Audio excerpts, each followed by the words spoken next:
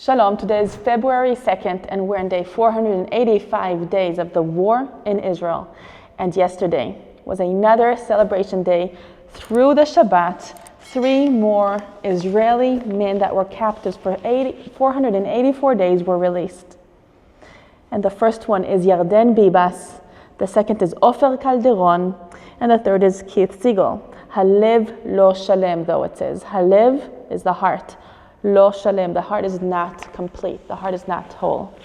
Each hostage has 2 pages devoted for them. Let's go over them quickly. Yarden chazar lemetziut acheret. Yarden returned to a different kind of reality. Here he is. They say that, when you hear the TV and the radio in Israel, you hear the commentaries saying that he actually looks a little bit more defeated than the others. Like the soldiers came back very happy, the female soldiers. But Yarden looks a little bit more defeated, and the answer is clear because his wife and his 2 children are still in Gaza and nobody knows for sure if they're alive or dead. Yarden babayit, it reads. Yarden is at home. Haval hachiyuch lo shalem, but the smile is not complete. Here Yarden is with his wife Shiri and Ariel and Kfir Bibas, his 2 young boys. 484 days after the 4 of the Bibas family members were kidnapped from their home in Nir Oz, Yarden has returned home on his own, by himself. He was held in captivity in very hard conditions, lacking food. He went through physical abuse, emotional abuse, and he was, much of the time, he was held in a cage with Ofer Calderon, who we'll read about in a minute. They were in a cage with no electricity, no light, apparently because they fought the Hamas a little bit. So they held them in a cage for a while. The heavy concern for the lives of Shiri and his sons Ariel and Kfir are making the joy heavy, the joy of his return heavy. In the photos here, we see him hugging for the first time his mom. Here he is with his dad and his sister. And here Yarden is in the hospital, smiling with also a heavy heart. Ani modeh, here, this is the message. After he's returned to Israel in the helicopter, it reads, Ani modeh lechol am Yisrael halal tmicha ve'ezra. I thank all of the nation of Israel on the support and help. Ani shamati me'amishpacha sheli shenilchamtem. I've heard from my family that you fought for me. Ve'rotze lomar toda rabah. And I want to say thank you very much. I appreciate it, and it's not taken for granted. If he knew many Christians were praying for him too, he'd say thank you for you too, because prayers do make a difference. Yom huledet sameach Saba, happy birthday Saba. So his granddad had his 90th birthday yesterday, so he mentioned him as well. And here he is on the way to the hospital in Israel, thanking the nation of Israel. Next, freedom. Ofer Calderon, 54 years old, has returned to the arms of his 4 children. Ani po, lo vitarti, I am here, I did not give up. He was kidnapped together with 2 of his children. The 2 children returned after around those 51 days. 14 months later, here they are together. Now, the last sentence that his daughter Sahal heard from him from the captivity in Gaza, she heard him say, "Fight for me. I do not want to die in the tunnels, in Hamas tunnels." So yesterday in the Sheba hospital in Israel, she finally answered him, "That's it, Dad. That's it, Abba. Zenigmar. It's finished. You're with us." So he reunited with his 4 children, and he reunited with his brother Nisan. Nisan told him, "I love you so much." Ofer answers, "Did I have to go all the way to Gaza for you to tell me this?" His uncle says, "We are happy that Ofer came to us and he seems the same as we know him." Here's Ofer in the helicopter with a heart that he drew as a message. Here he is being released, waving in the amazing ceremony that Hamas does. His family says that we were able to hug him after 484 days of unhumane waiting. We know that there's a long process of rehabilitation, but together we'll do this. He'll be covered with a lot of love and will be a very warm and united family that will help him to go through this process of healing. And last one for yesterday's releases, it is Keith Siegel. Keith Siegel is 65 years old, and he was kidnapped with his wife Aviva. Aviva was released some time ago, and now it is Keith's turn, and here they are united for the first time, also after 484 days.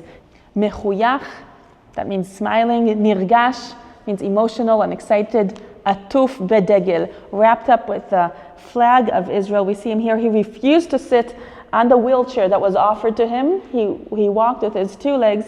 There he is in the entrance of the hospital, wrapped up in the flag of Israel. Aviva and the son, his wife, and the son Shai waiting for Keith. And here we see it says, Hachiyuch lo yored me'apanim, the smile is not coming off the faces of his families that are watching through the TV the release of their beloved Keith.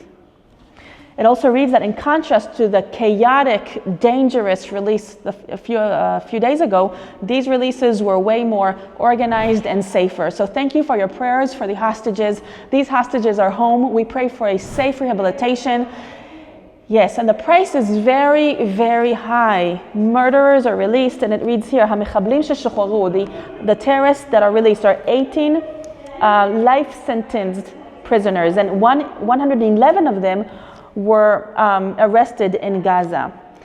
But altogether, 183 prisoners were released yesterday. Some of them are to Judea and Samaria, others are to Gaza, and a few of them, just 8, were actually released to Egypt.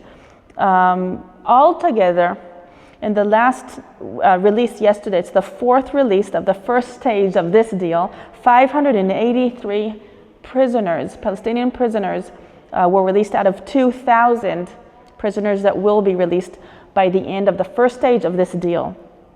Now, just before the release, the prison services put on a bracelet that had a print of words on it reading, Am HaNetzach lo shochech, eternal nation does not forget.